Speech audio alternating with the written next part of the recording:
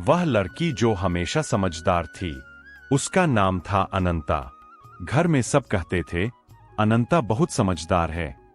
समझदार यानी जो शिकायत न करे, जो अपनी इच्छा दबा ले, जो हर हाल में हालात को स्वीकार कर ले।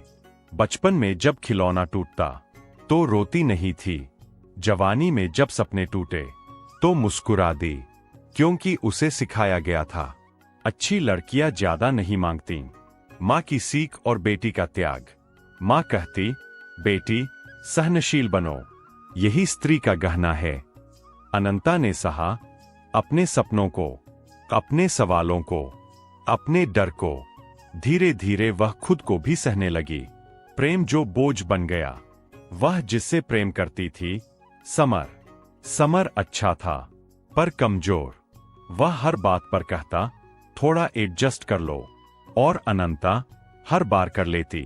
प्रेम में उसने खुद को इतना छोटा कर लिया कि एक दिन वह दिखाई ही नहीं दी। शादी नहीं, समझौता।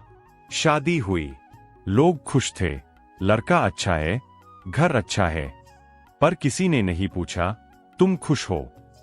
शादी के बाद उसका नाम नहीं बदला, पर पहचान बदल गई। अब वह बहू थी, पत्नी थी, जिम्मेदारी थी, बस खुद नहीं थी। पहली दरार। एक दिन उसने कहा, मैं फिर से पढ़ना चाहती हूं। सास बोली, अब इस उम्र में। पति बोला, घर संभाल लो, वही काफी है।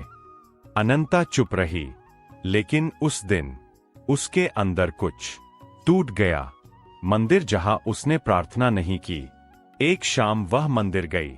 भीड़ थी, घंटी थी, आरती थी, लेकिन उसने हाथ नहीं जोड़े।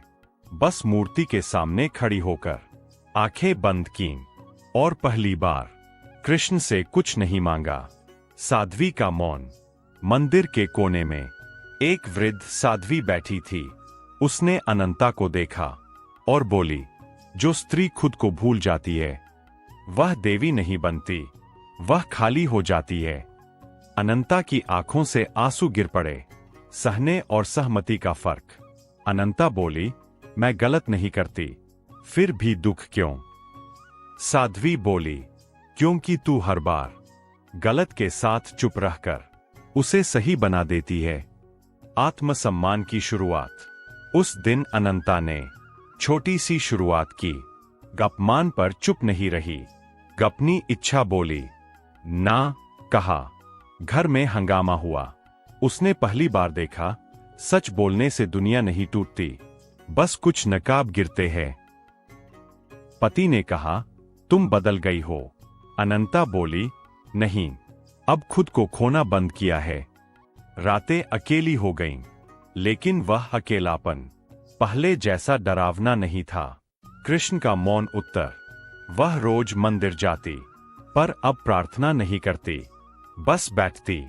और धीरे धीरे उसे समझ आने लगा, जब भगवान जवाब नहीं देते तो वे दिशा दे रहे होते हैं। एक दिन उसने कहा, मैं यह जीवन ऐसे नहीं जी सकती। धमकी मिली, ताने मिले, आंसू मिले, पर वह रुकी नहीं। माँ की आंखों में सच्चाई। माँ ने पूछा, बेटी डर नहीं लगता? अनंता बोली, अब नहीं माँ, डर तो तब लगता था जब मैं खुद नहीं थी। माँ रो पड़ी। शायद पहली बार माँ ने बेटी को देखा। अनंता ने पढ़ाई शुरू की, काम किया, खुद को जाना। सब कुछ आसान नहीं था, पर अब हर दर्द का एक मतलब था। एक दिन मंदिर में वही साध्वी नहीं दिखी।